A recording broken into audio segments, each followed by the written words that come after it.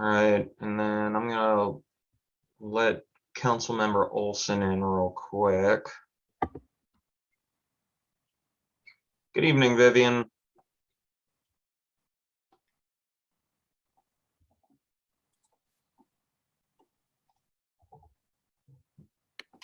Thanks for thanks for coming out. We really appreciate it. Yeah, you bet. We'll start letting in the waiting room and then we'll get cracking. Oh, sorry, I muted you. Oh well.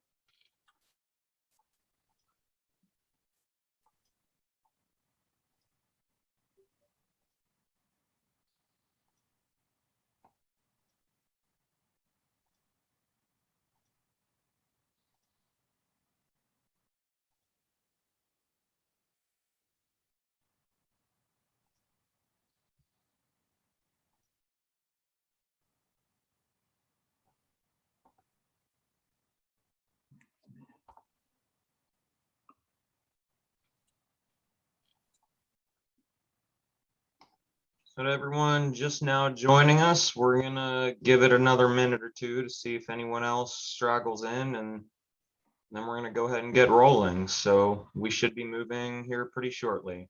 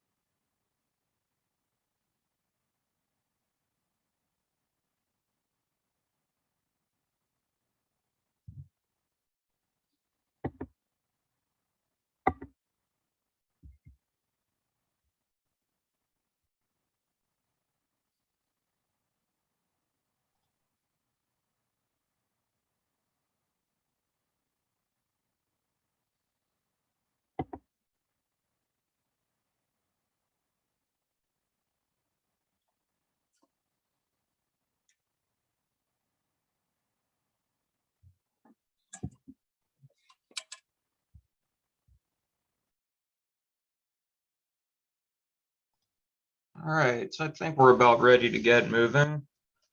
Just a quick introduction. My name is Ryan Haig. I'm the city's projects manager for the Bike Lanes project. I've got here with me this evening representing the city, Bertrand House, city transportation engineer. Rob English, city engineer. Looks like there he is. And just want to thank council member Vivian Olson for making it out this evening. She's been very involved in the project. It's been good to have her around, and I don't see any other council people, but I don't recognize all their names. So no, I think that's it for tonight. So I'm gonna go ahead and just go ahead and get this show on the road. I just want to let everyone know that we're going to really briefly go through the presentation that was given to council last week. And really, the big thing that we want tonight is public comment and questions. So I'm going to go through it a little bit quickly. If you have any questions, feel free to reach out to me. I'm always available. We're really doing our best here to reach as many people as possible. So without any further ado, and before we get started too, Bertrand and Rob, I want you guys to feel free to jump in if you have anything that I missed or something that you'd like to clarify. Just go ahead and jump in and make yourselves heard. All right, guys? So let's go ahead and get moving. This project is intended to add bicycle facilities on both sides of a lot of the streets that we have here in town. This is going to connect our bicycle network. Our bicycle network right now is a little bit fragmented, but we're going to connect it. We're going to make a lot of loops. We're going to enable people to go to a lot more places while being on bike facilities the whole time. So a lot of the things that we're going to be connecting schools like Westgate Elementary, schools like College Place Elementary and Middle. Even Edmonds College is going to be connected now to Yoast area and even the Bowl. Transit centers. You're going to be able, right now, Mountain Lake Terrace has bicycle facilities from 99 to the park and ride over on 35, I'm sorry, over on 5.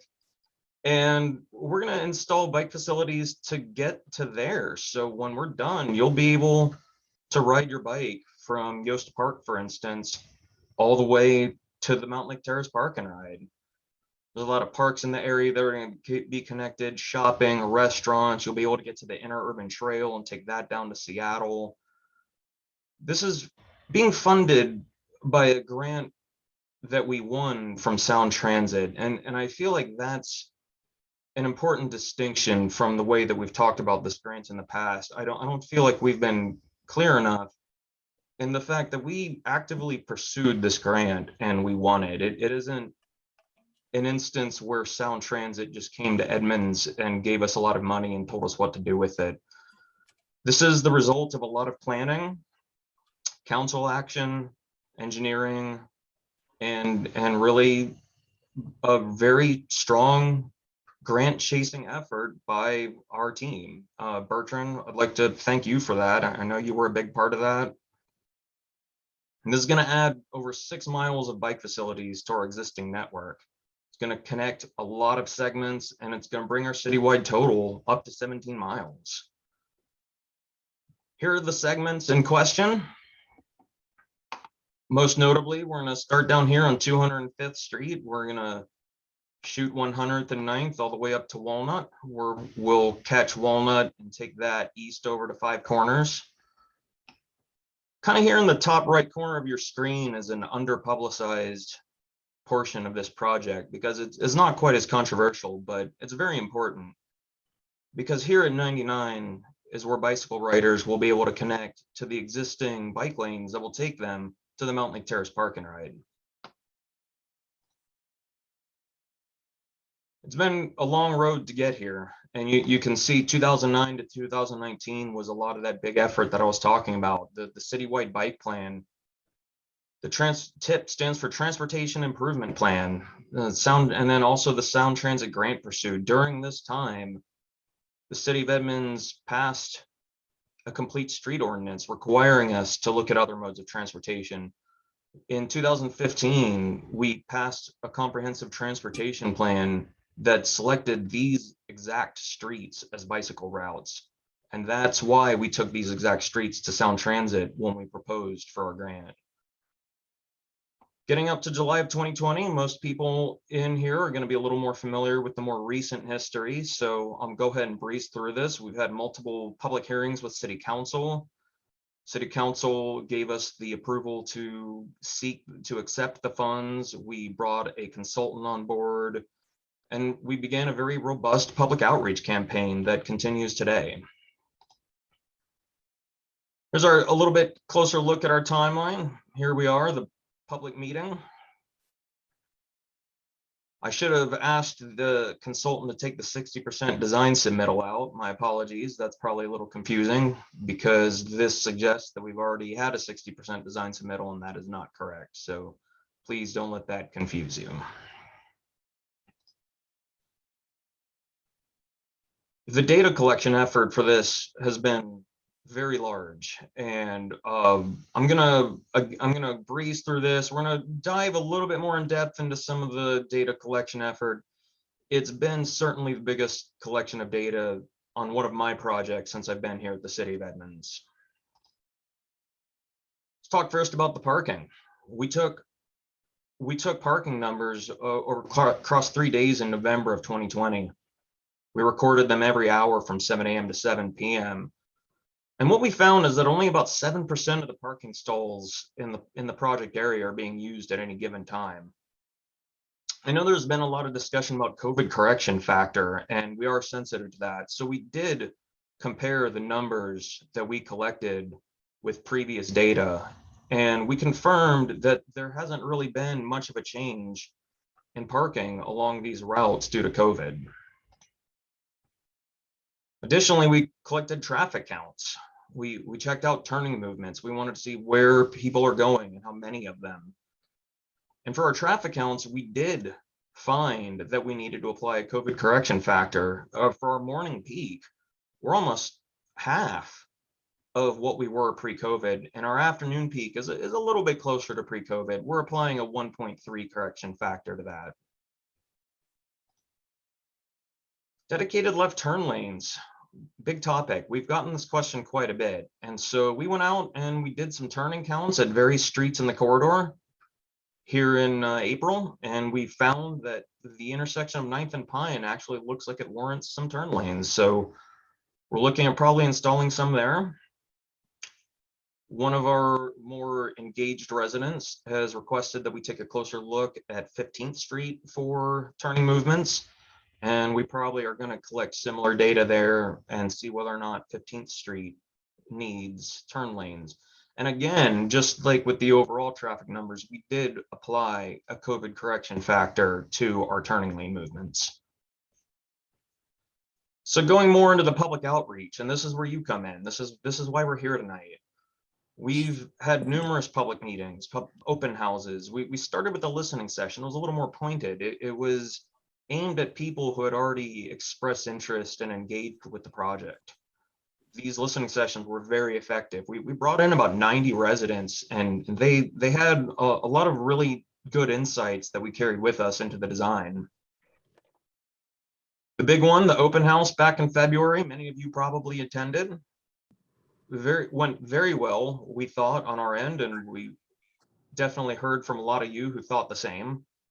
Got to get a lot of differing opinions and different ideas and thoughts on the project. We engaged in a quite robust advertisement campaign. We distributed door hangers, message boards, media releases, all of it.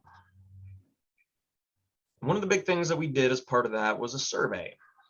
We collected the survey results and we used them as part of our decision-making process to decide, for instance, where turn lanes are going to, or pardon me, where parking lanes are going to go. Some of the other things that we collected, we asked about big ideas, things that people wanted to see, and we heard about parking at Yost Park. We heard that people wanted to see the pedestrian crossings improved, and we heard a lot about speeding. So let's go ahead and jump into some of those things. We're looking at improving a few crosswalks in the project area. The first one that we're going to talk about is at Bowdoin Way and Pioneer. Many of you may know that there's a sidewalk going north on Pioneer. You can take that over to Pine Ridge Park. It's a very nice park. A lot of people that live in this neighborhood like to walk in the neighborhoods on the other side of Bowdoin.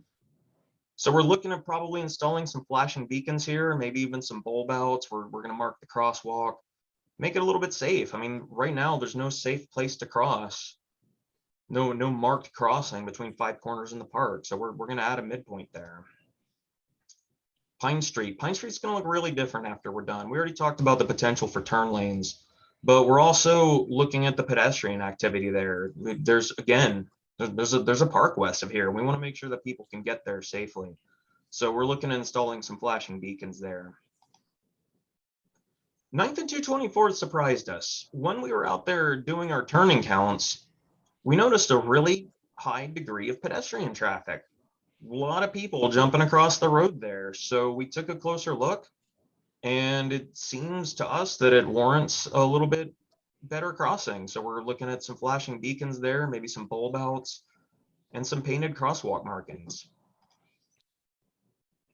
So the speeding, we did take a look at the speeding because that's something that we hear a lot about. And to do this, we did some studies. You see those tubes in the roads, those actually measure people's speeds, and they also measure traffic volumes. And what we found is that on Bowdoin and Walnut, and this is on the downhill right there just east of Yost Park, is that people are going about an average of, or an 85th percentile speed of about 33 miles an hour on a 30-mile-an-hour zone.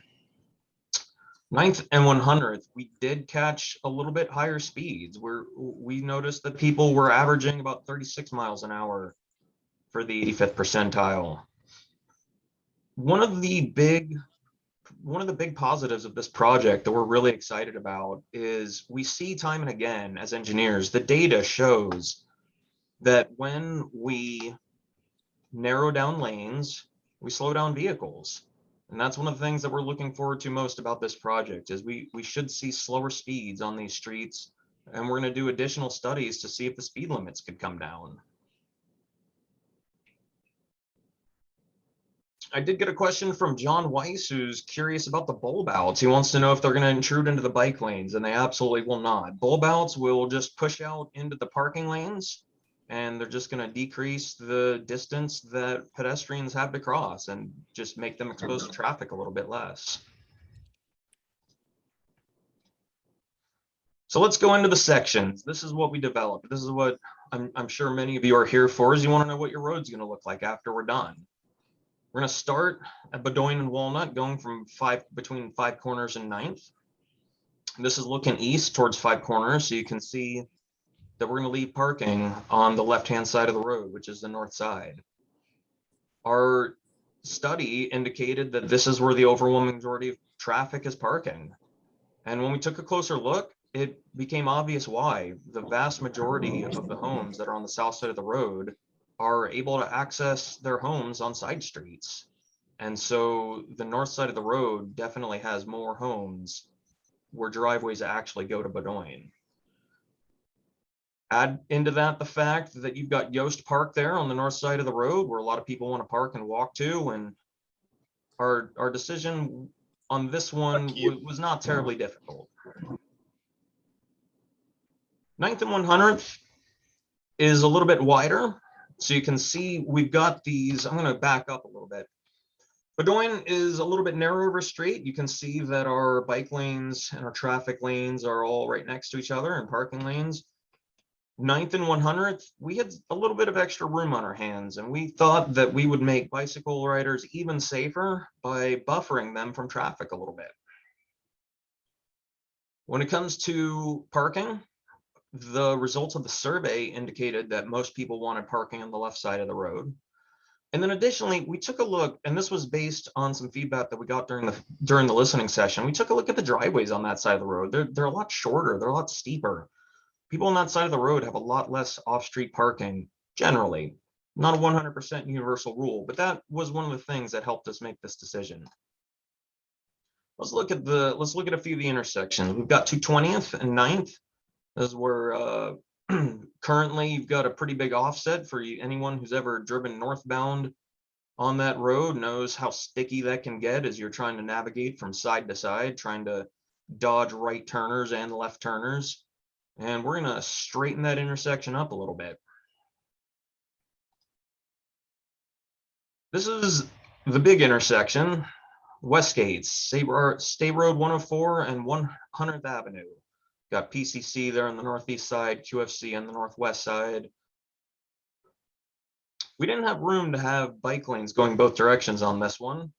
So what we're proposing is the installation of sharrows, or shared lane markings. For those of you who are unfamiliar, they tell motorists and bicycles that the road is being shared.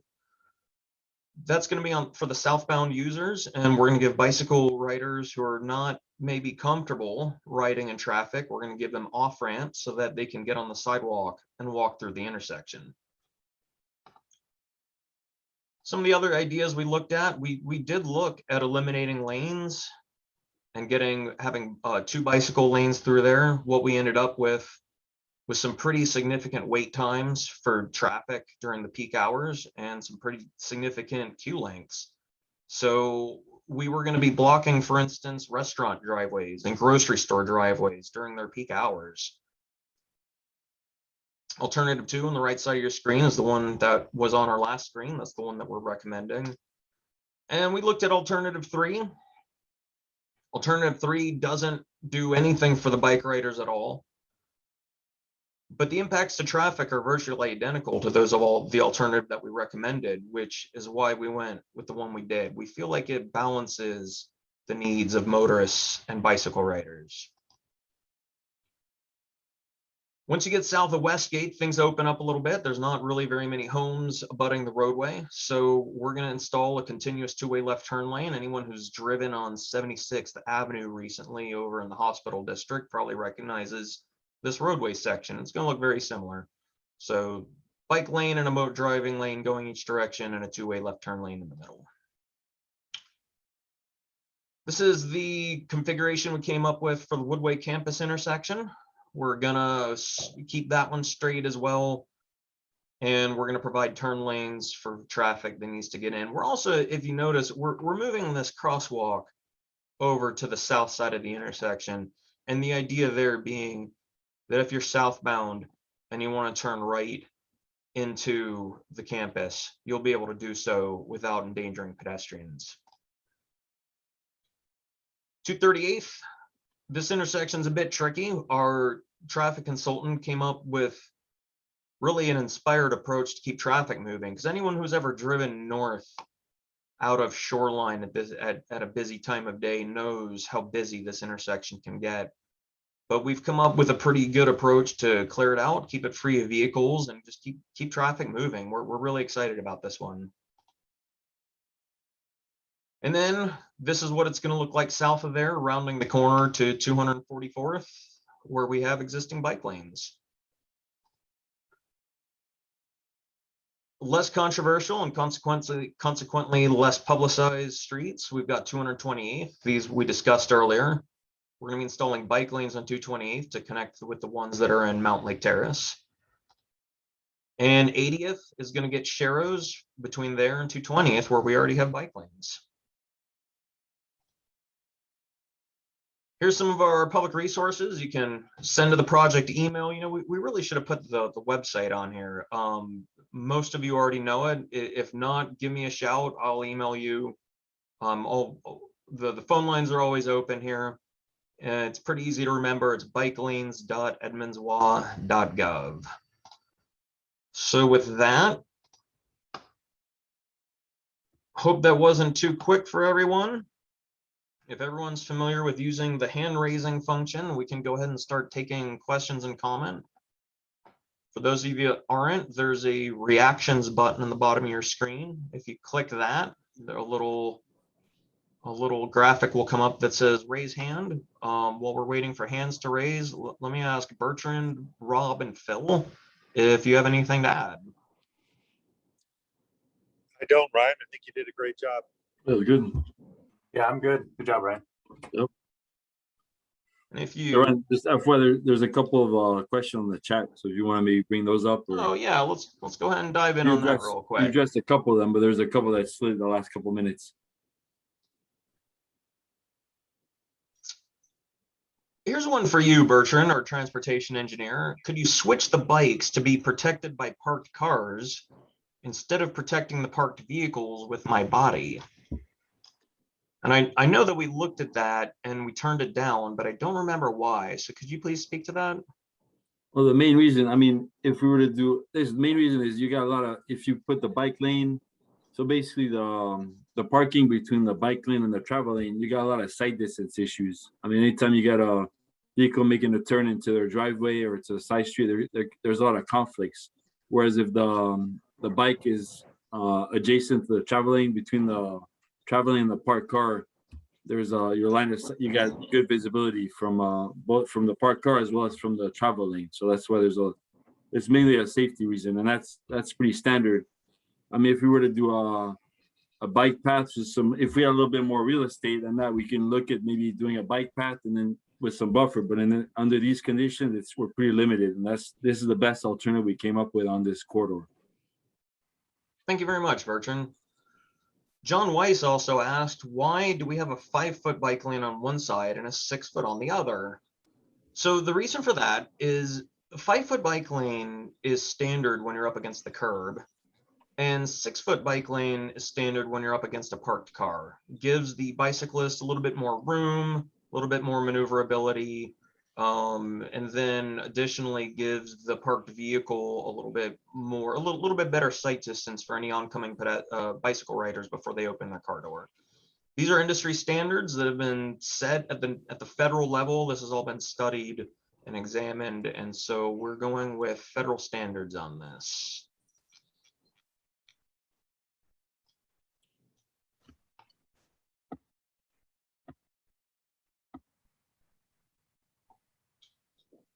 I see Van manually raising his hand. Well, Van, why don't you go ahead and unmute yourself and introduce yourself and tell us what you're here for. You're still muted.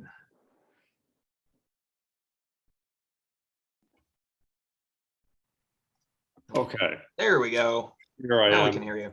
All right, my name is Van Schilling. I've lived in Edmonds about 21 years, and I've been a long-term bicyclist since I was about 30. I'm a pretty serious rider, and so I guess I have a couple questions. This particular project, you mentioned the Moon Lake Terrace park and ride, and that this would help connect to that. Are you continuing this all the way to that facility in some way? I don't So understand. there are already, Mountain Lake Terrace already has existing bike facilities on 228 from 99 all the way to the park and ride. And so this will connect to their bike facility. this will connect to their bike facilities, yes. Okay, so that's on the north side of it as you go up to Bedoin, then you go from there. So yeah, so from Bedoin, for instance, you would run either to Five Corners or Walnut, depending on what you're closest to, and you would take those to 220th. And then from there, you would go to 80th to 228th to the park and ride. Okay. So what about the other direction, where you go along 100th, going south and past Woodway High School, you come to a light, and then you're going to go up the hill, continue the bike lane all the way up that main road, all the way up to 99, or how far are you going to go with that? We're taking a look at that right now. About the best that we can guarantee, and Bertrand, correct me if I'm wrong on this, about the best that we can guarantee is that we're going to take it to Furdale Village. We're looking at the existing configuration on 244th and 205th. It's a little bit tricky because you may or may not know we share that road with King County, actually. And there's some very odd variability in the width of that road and the width of the lanes. We've been having a really hard time pinning it down, but we're really hoping to get it a little bit east of there, at least as far as Fremont, where I know a lot of bike riders go through Shoreline. So we're looking to see how far we can get it. That's still a little bit up in the air. Okay, well, what I do as a rider, and I first of all, I applaud you for putting the energy into this particular road, because it's a road that is used. I use it as a rider. My wife has decided it's too dangerous for her to ride it, so when I'm riding with her, we ride around it. We don't ride on that road anymore if we can avoid it. So even though we go to QFC, we go to the stores there, but and so I appreciate that. I think this will definitely make it better for both of us. One of the things that I do as a rider is instead of continuing on that straight 100th all the way to is it Furdale Village there, I right after the light, it'd be the second light after, or I guess it's the first light after you pass Woodway High School, there's an option of continuing south. It's a narrower road and it goes up the hill there, and there's a sidewalk on the side of it. And I ride the sidewalk, she rides in the road. That is a narrow spot, but I will tell you, as a bike rider, it's a preferred route if we're going to go up to Costco, go up to that park and ride up there at 205th because of the angle of the road, you know, the steepness of it. And also, of course, the busyness of the road. I suppose I might consider riding up that big hill with bike lanes, but like I say, it's a much easier ride to go the other way to kind of avoid that main hill. And I don't know if there's been some thought to figuring out how that might work, at least going uphill, because my experience is going uphill typically is more dangerous or feels more dangerous because the cars are going way faster than you are. And yet going downhill, we can pretty much, cars don't bother me much because coming down that way, I'm going about as fast as the cars are in their lane. So I feel pretty good about that. Anyway, if you looked at that option. Yeah, absolutely. We'll take a peek for sure.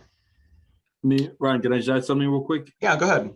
No, I mean, actually, when we brought this up, it's when we did the Bike to Health project a couple years ago, we were trying to tie into Linwood and Malik Terrace. With this project on 100th, we're basically trying to connect directly to existing bike lanes and in shoreline. So focusing on the south side of our jurisdiction that is south of Edmonds, and they actually have like Ryan said, I think on Fremont Avenue, which is probably about a quarter of a mile to the west of Highway 99, they have an existing bike facility right there that's really flat. So that was our goal, was to connect to that point. We did look at a little bit at the portion you're talking about up the hill, and that would definitely be a pretty significant cost because there's not a lot. Your roadway is really narrow. There's steep hills. Right. There's rockeries. I mean, it would be a lot more expensive construction cost wise compared to the one we determined, Right. which connects to Fremont. We can definitely look at it a little bit closer, but from preliminary look at it about a year ago or a year and a half when we submitted the grant, it was definitely a lot more expensive than the alternate we came up with. Well, I understand that, and somebody else wants to speak here, but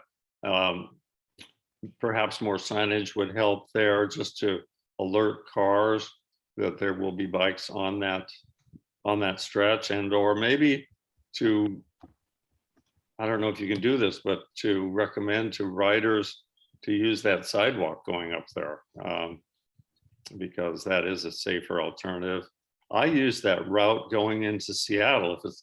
That's sort of the quickest way for me to go to Seattle, is to go that way and then go through shoreline on that flat area you're talking about, and then over to, that way. So, long term, I'm assuming you have to look at what is the best way to ride to Seattle from Edmonds, because it's not all that far to, say, Northgate, to commute to there, or commute to lots of areas in Seattle, and that would encourage more riders to do that if there's a safe facility to go that direction. Ryan, there was a question on regarding the speeds on Walnut and Bedoin. I don't know if you saw that one. Thank you so much, man. We really appreciate it. Yeah, and I was going to address that, and the data in the presentation is correct. I was wrong.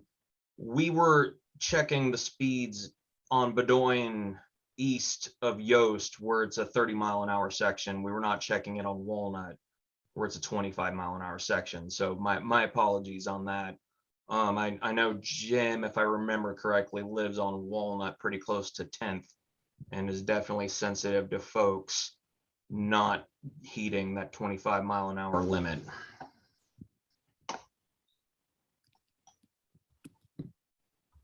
Let's go ahead and go to John Weiss.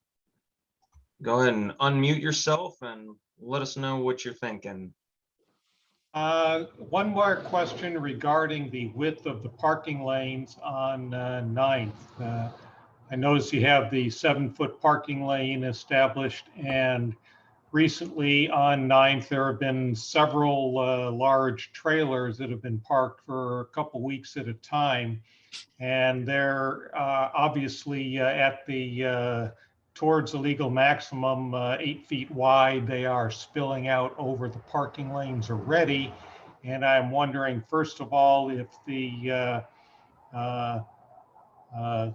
police are going to enforce the current parking regulations on those, or how are they going to affect the bike lanes? Do we have Phil on? Yeah.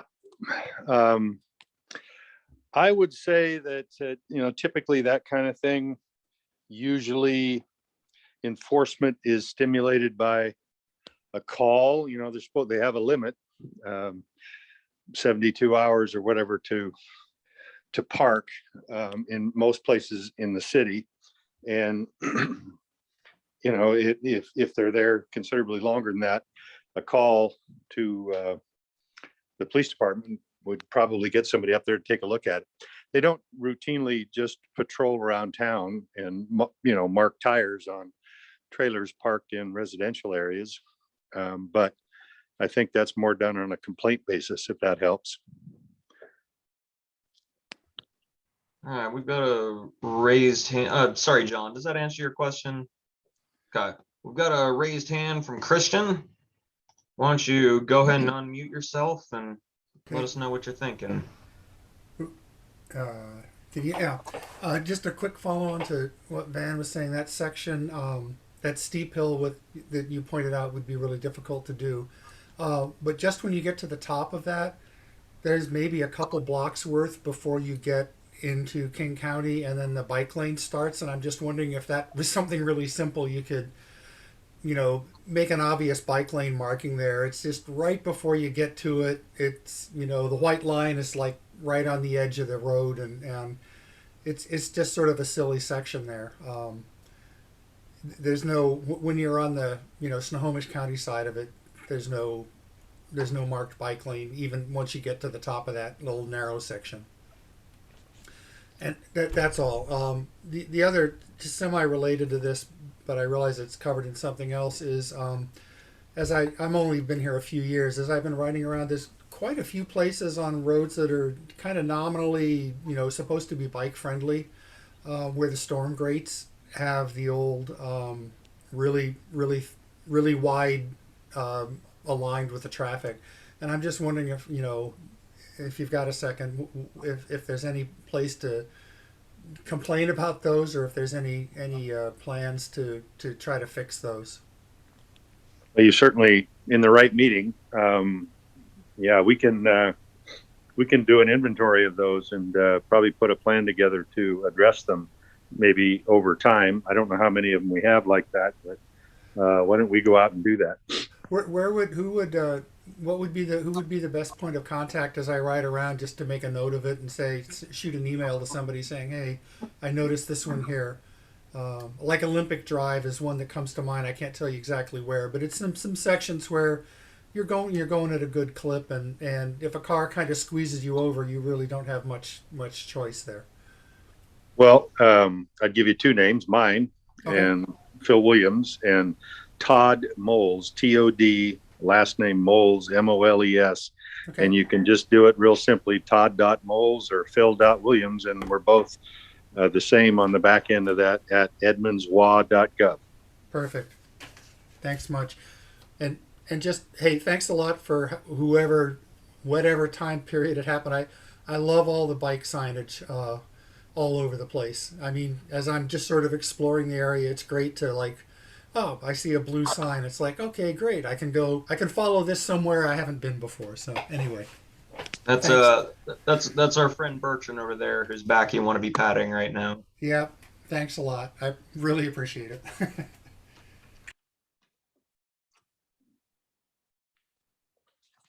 All right. I don't see any virtual hands raised. I'm looking at video.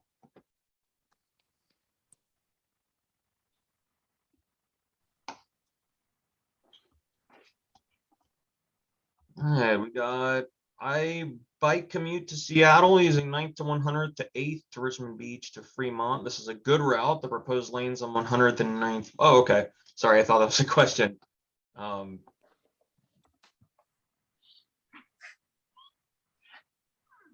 right. Well, suppose we'll give everyone one last shot at it, and then we'll just start closing up shop. All right, so just a big thank you to everyone for coming out and your continued interest in the project. This really helps us create the project. I mean, we've taken a lot of the comment and a lot of the observations from our residents to heart as we've moved forward with design. It's been very helpful. Hey, Ryan. Yeah. Right, yeah. Yeah, we do have one question that came in about sound transit funding and Yeah, the sure. status. Oh of yeah, their Jim deficit. wants to know how the projected $11.5 billion budget hole Sound Transit has that is going to impact the project. Have you heard anything about that, Rob or Bertrand? We don't think it will. No. No, we've already been given the grant. You know, I don't see that happening. It could affect other things in Edmonds for sure. Going forward, we're set right now, or have been for several years, to get up to $25 million to assist getting people to and from the train station, accessibility, and of course bicycle. This is the bicycle part of it, but parking and other improvements that could be made to the two train stations in Edmonds and Mukilteo. They've set aside $40 million for that. I think that project, you know, could be under consideration for being trimmed, if not eliminated, to try to solve their current budget shortfall. We're certainly, we've made comments on that. We are hopeful that funding is continued, or, you know, maybe it's spread out on a few more years, but at least that it eventually will come to Edmonds, as well as to Mukilteo, to help with that. I think that's the only thing I'm aware of that is currently maybe on the chopping block that has a direct and perhaps immediate impact in Edmonds.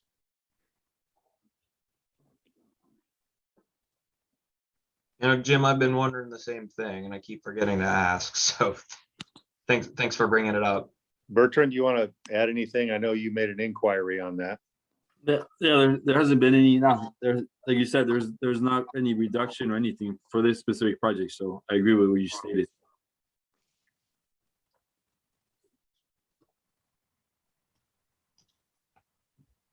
We got a question in the chat. Can you please provide a bit more detail about the public outreach you did on Bedoin? We live right off that street near Yost Park, and the solar board was the first we've heard of this.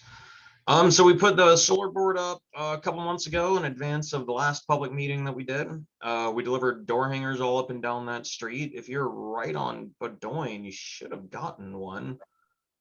Other than that, we sent out multiple press releases. This has been in the news an awful lot.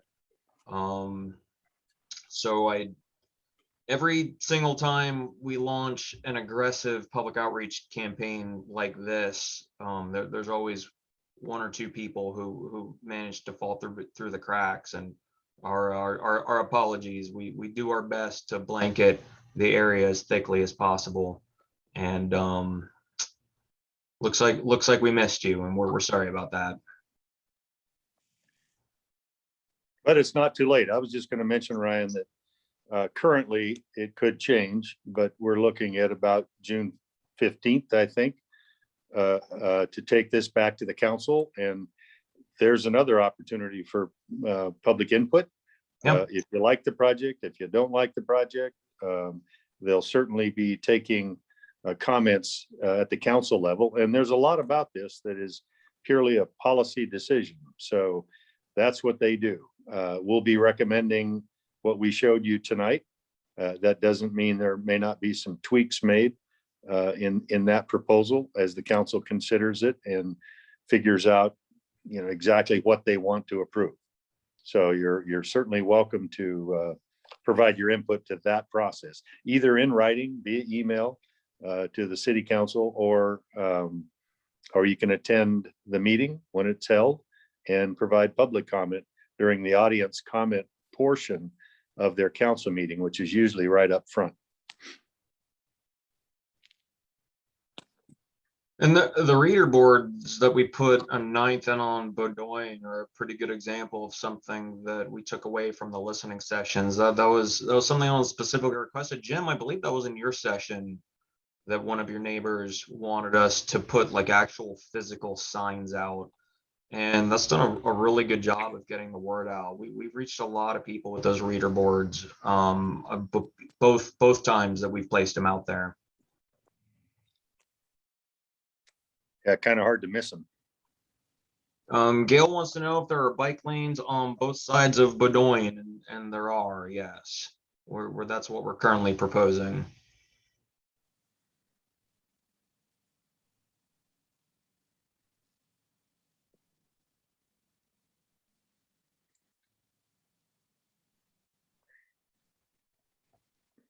Ryan, there's maybe a couple of things. I know people have always been concerned about the impacts that this might have on parking, and it will have some with parking left on one side of the street on both Bowdoin and 9th and 100th. We did do parking studies, as you mentioned.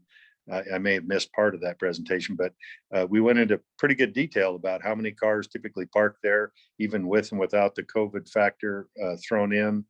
And there is very likely still going to be a significant excess of available parking places along those two corridors with the two bike lane and one side parking approach. There still should be plenty of parking available.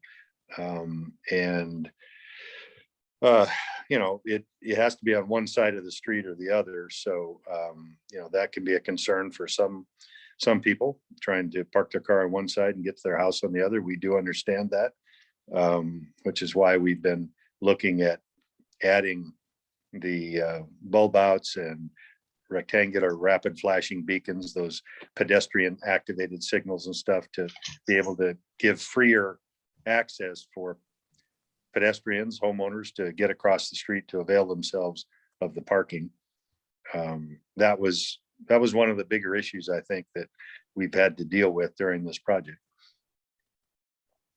And we've added also the feature that blocked parking, which it just shows a large area that's got one white stripe around it, and you can park anywhere in that. We'll be adding those individual space lines as well to give people some guidance on where to park. And that does, we've shown that increase it organizes the parking better and actually increases the number of cars you can park there by about 20%. That'll be helpful too, we think. That really shocked me. I remember hearing that those tick marks would increase the amount of parking and just not buying it, but the studies are quite clear what's going on there. So Kathy wants to know how we can assume that the bike lanes will take people to Edmunds shops and restaurants when they end on 9th. A couple things. One, all of the surface streets between there and 5th are very low volume. And so as far as traffic goes, and so the assumption is that bicycle users will be able to navigate those streets fairly effectively. Also, I wasn't even referring to the 5th Avenue shops because there are shops and restaurants not in the bowl. We're going to get people to Westgate. We're going to get people to Five Corners. We're going to get people to Perrinville. We're going to get people to 196 and 76. There are lots of places to shop and eat in Edmonds, and not all of them are on 5th. What is the city liability, if any, from the bike lanes? Wow, that's an interesting question. I'm not exactly sure what they're asking about. I think as long as the city builds bike lanes that are generally in conformance with the manual on uniform traffic control devices and, makes them the appropriate width and with the right signage, then the users of the transportation facilities, as long as they're built correctly, signed correctly, maintained correctly, the liability to the city is rather minimal. It's up to the users, the drivers and the bike riders and others, pedestrians that use those facilities that, as long as the facilities meet those criteria, we don't really assume much liability.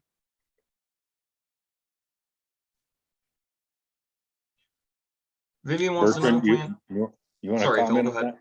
I just wondered if Bertrand or Rob wanted to add anything to that. We're not lawyers, by the way, so liability is, I assume you were talking about legal liability, but that's, I think, a working definition of it from a traffic engineering standpoint. Yeah, I'm not denying it. It's all based, yeah, follow MHCD, you're following the standards. That's correct.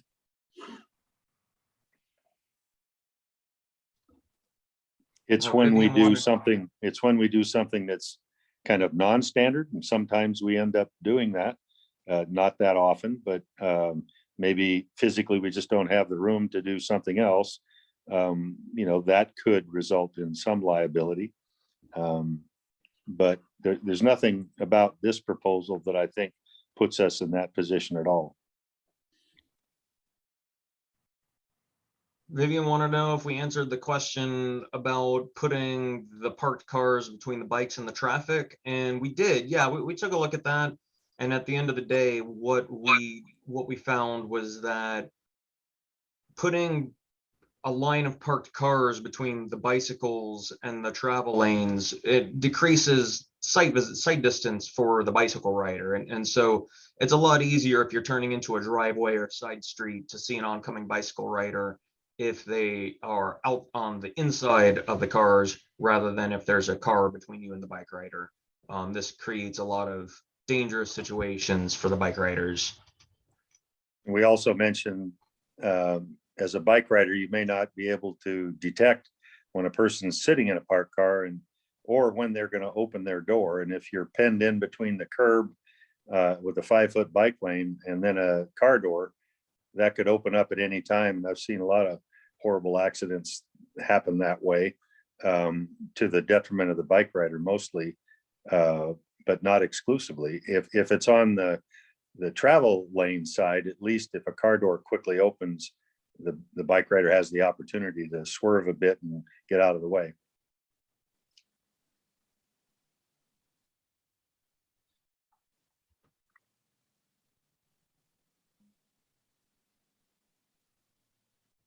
Greg wants to know if we're gonna close the bike lanes on event days and allow people to park in them, and we will not. The bike lanes aren't gonna be wide enough for parking, for one. Additionally, the biggest events that we've seen at Yoast in recent years, the ones that really spilled over onto side streets, were the regional swim meets. And according to Parks Department, those are not occurring at Yoast Park anymore. So we're not gonna see the events with those massive spillover.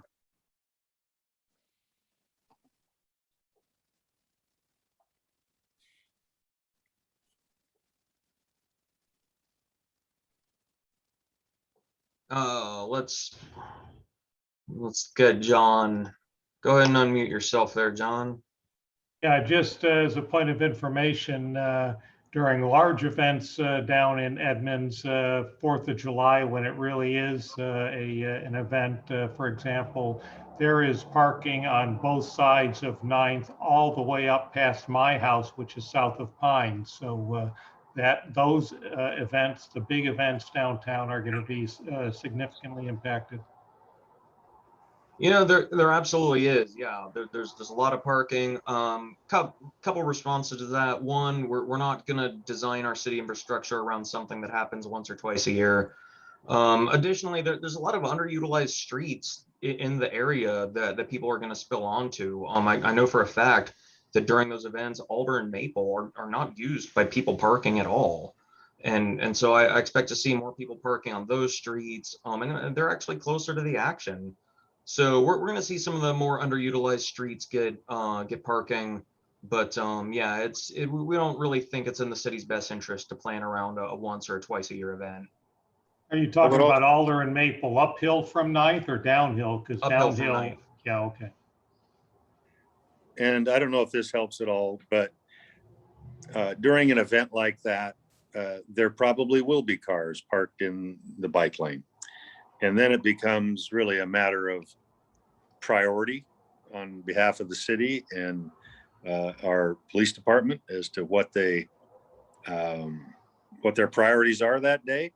I think it's possible that wouldn't be one of them that's very high up the list. And I'm not trying to predict anything, but I know down on Sunset we have a very similar issue during fireworks or really wonderful summer evenings when there's a lot of events downtown.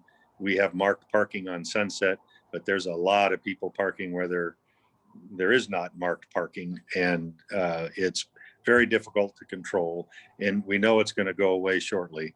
I would think it's likely that it would probably just be ignored for a while because it doesn't happen very often. But what your question was, are we going to go out and specifically put signage up that changes the configuration formally for an event? And that's what I think we're saying is, no, we don't intend to do that. Phil, since you did mention Sunset, and it's totally off the wall here, but why are there such gaps in the marked parking on Sunset? Why is the parking not allowed all the way down the one side? That's a really good question. And yeah, we may have drifted off topic, but I'm happy to answer that. It has to do, Sunset's very narrow. We do have parking along it in certain places, but the whole width of the street from curb to curb is about 30 feet. When you take out 8 feet for the walkway and 2 feet for a buffer, and now you're down to 20 feet. And it turns it into a one-way street. But the driveways, we have so many driveways on Sunset that for people to be able to make a turn out of their driveway or a turn into their driveway, if you have a parked car on the other side, east of where the walkway is, that turning radius gets just too sharp. Any vehicle of any size is going to have trouble making it out of their driveway. Depending on the size of their driveway throat and the radius on the returns at the street, it can be very difficult. So that's sort of one of the big drivers as to why you see parking in certain places and then skip some and then parking at other places. Thanks.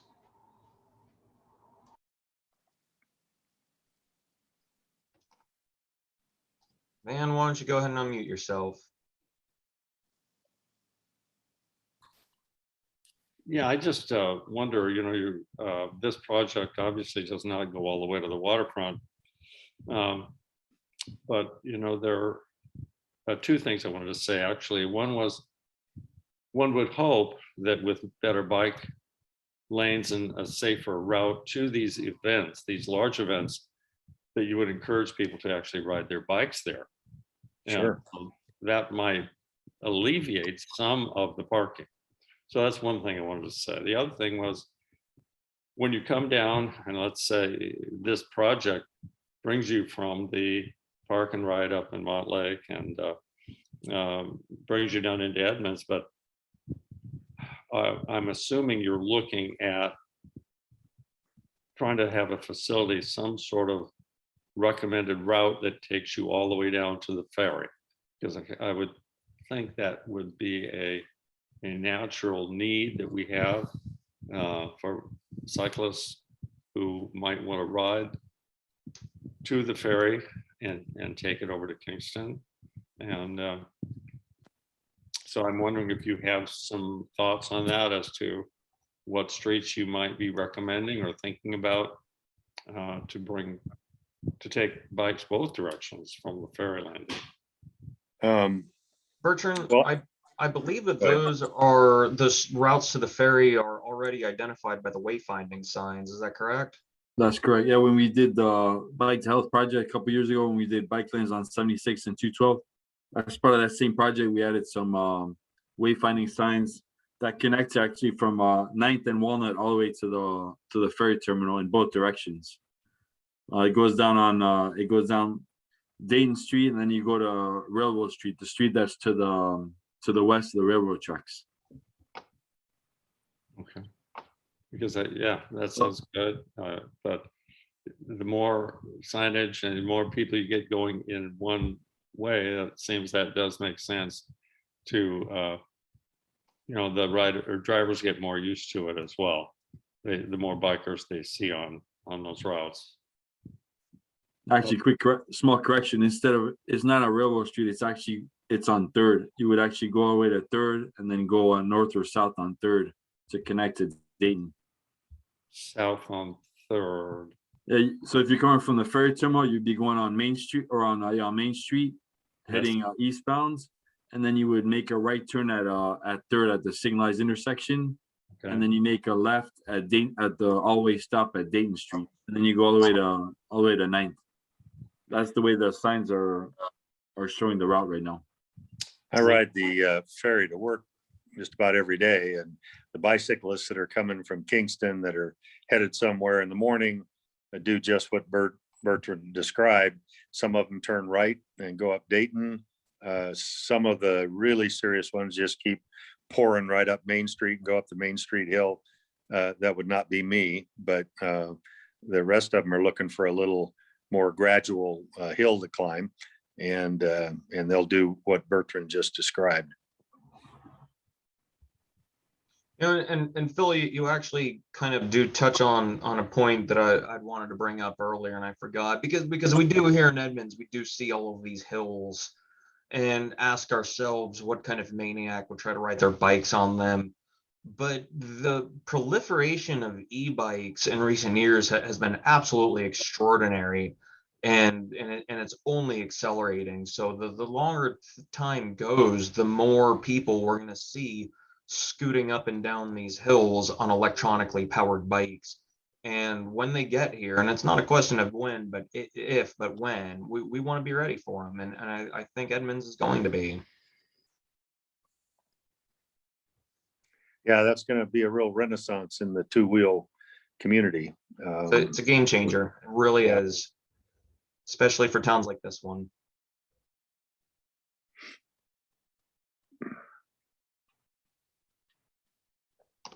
Van, we never muted you back, so why don't you go ahead and chime in? Okay. Well, it is already here, the e-bike.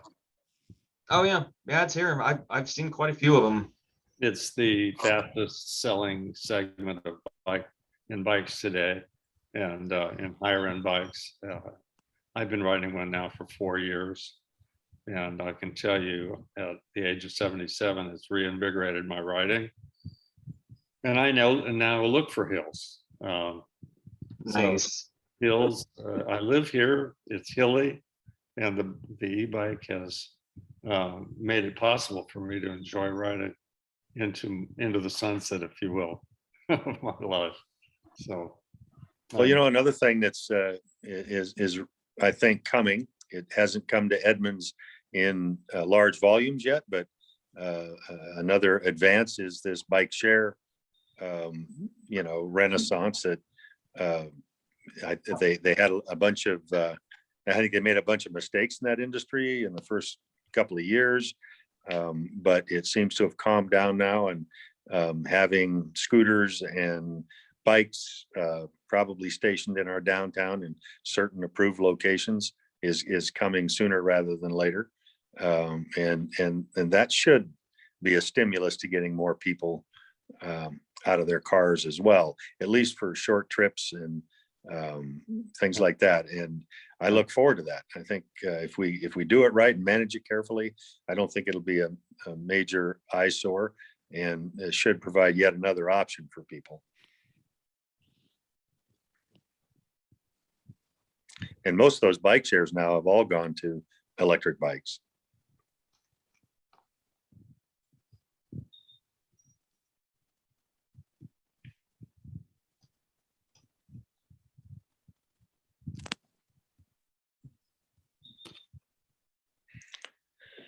Wow, that got real quiet.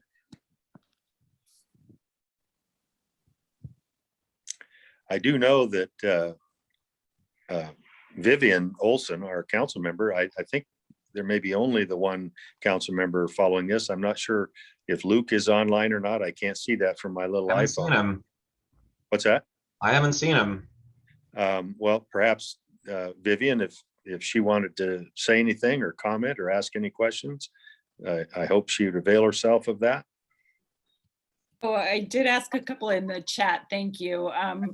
You know, just most recently, I had been in Evanston and I had seen two-way bike lanes on one side of the street, and that wasn't something I'd ever seen before. I was just wondering if that has certain drivers that make that of interest, and whether or not those drivers might, you know, apply here, and whether or not we at least want to take a look at the project from that lens if we haven't already.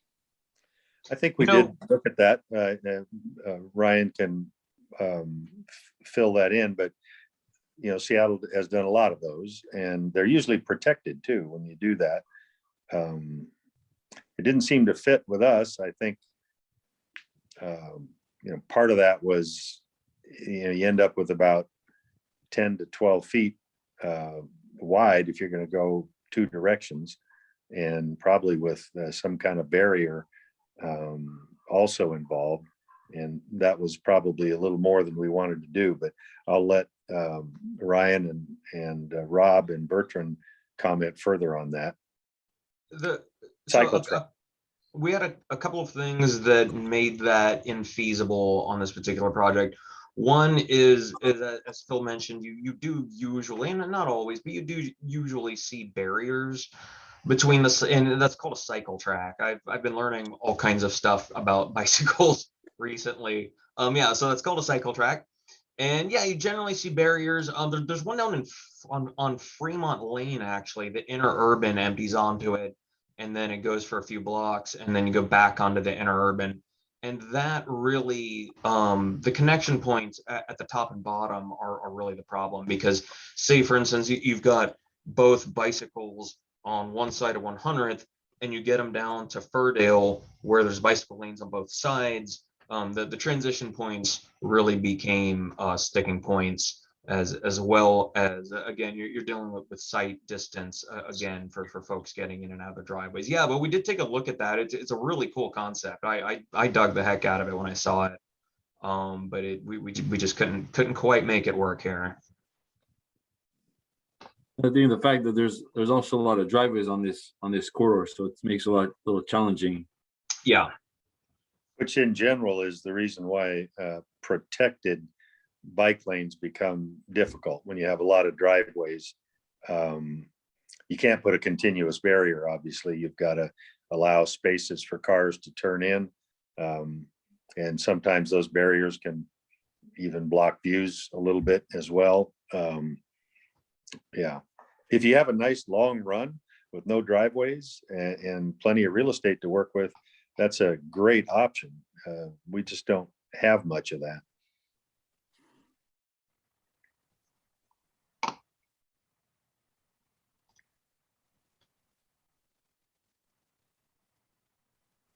Well, as a writer, I have to say, this is Van again. As a writer, I really dislike that concept. As you had mentioned, at both ends, entering and exiting, it's confusing, not only for the bike riders, but also for cars, because at some point they want to turn and cross that line. They don't, and drivers don't always expect a rider to be coming the other direction, so they don't look that way. And I know there was at least one death in Seattle on one of those that happened almost right away. And in addition to that, people entering from a driveway, that section you mentioned further down in Seattle, yeah, I find it intimidating, even though I do write it because that's kind of what they recommend you do. I write it, but I really would prefer that they would have done it more like you've outlined your project, because I really feel that we need all of us to be a part of the driving and writing experience and not be always separated totally. And it just gets to be too crowded that way.